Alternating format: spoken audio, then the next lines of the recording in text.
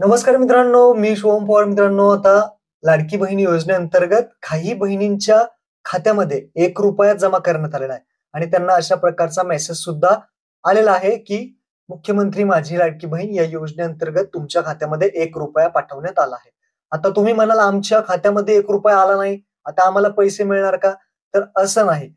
लक्षात ठेवायचंय, हे जे पैसे आहेत ते प्रायोगिक तत्वावरती काही बहिणींच्या खात्यात सोडण्यात आलेले आहेत. सगळ्या बहिणींच्या खात्यात सोडण्यात आलेलं नाही.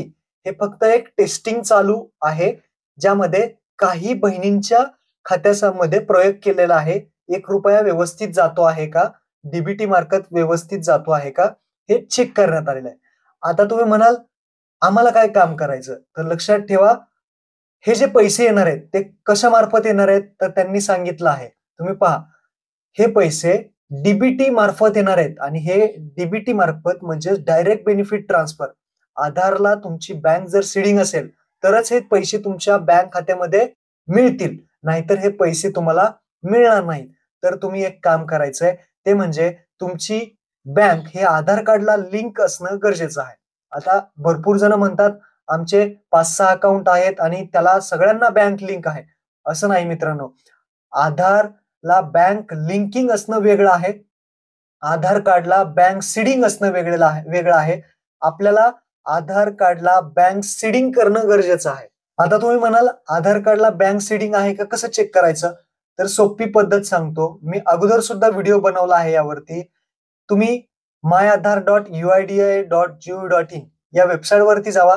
या वेबसाईटवरती गेल्यानंतर तुम्हाला तुमचा आधार नंबर टाकायचा आहे आणि ओ-टी-पी टाकून लॉग इन करायचं आहे. लॉग इन केल्यानंतर 5 नंबरचा ऑप्शन तुम्हाला दिसतो, बँक सीडिंग स्टेटस. यावरती क्लिक करायचंय आणि इथे जी बँक तुम्हाला दिसेल, त्याच बँकेमध्ये तुम्हाला पैसे भेटतील. फक्त इथे बँकचं जे काही स्टेटस आहे, ते ॲक्टिव्ह असणं गरजेचं आहे. तरच तुम्हाला याच बँकेत पैसे मिळतील. आता भरपूर जण म्हणतील, की आम्ही फॉर्म भरताना दुसरी बँक दिलेली आहे, तर आम्हाला पैसे मिळणार का? तर तुम्हाला पैसे मिळणार.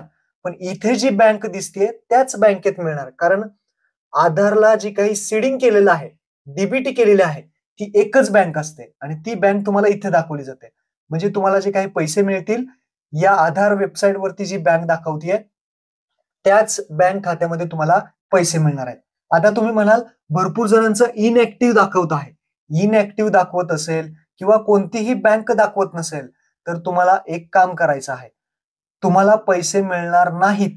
तर लवकरात लवकर पैसे मिळण्यासाठी तुमची जी काही सीडिंग आहे, बँक सीडिंग आहे, ती करून घ्यायची आहे. सीडिंग करण्यासाठी तुम्ही बँकेमध्ये जाऊन एक फॉर्म भरू शकता, डी लिंकचा. त्यासाठी तुम्ही बँकेत जमा करा आणि ते तुम्हाला काही दिवसांनी सीडिंग करून देतील.